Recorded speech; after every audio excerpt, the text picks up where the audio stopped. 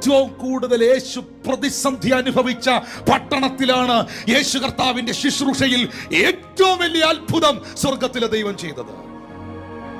മരിച്ച് 4 ദിവസമായി നാറ്റം വെച്ച ലാസറിനെ ആ ശവശരീരത്തെ പേര് വിളിച്ച് ഉയർപ്പിച്ച് പുറത്തു കൊണ്ടുവന്ന് പട്ടണത്തിലൂടെ നടത്തി ഭക്ഷണം കഴിക്കാൻ പന്തിയിലിരുത്തിയത്.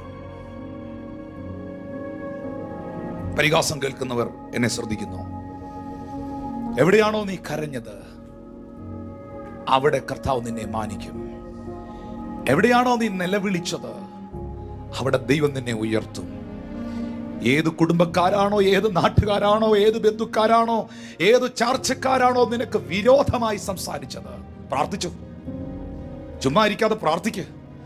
ദേശത്തിന് വേണ്ടി പ്രാർത്ഥിക്ക്, കുടുംബത്തിന് വേണ്ടി പ്രാർത്ഥിക്ക്, പട്ടണത്തിന് വേണ്ടി പ്രാർത്ഥിക്കുക. ദേശത്തിൽ സ്വർഗത്തിലെ ദൈവം നിന്നെ ഒരു അത്ഭുതമാക്കി മാറ്റും.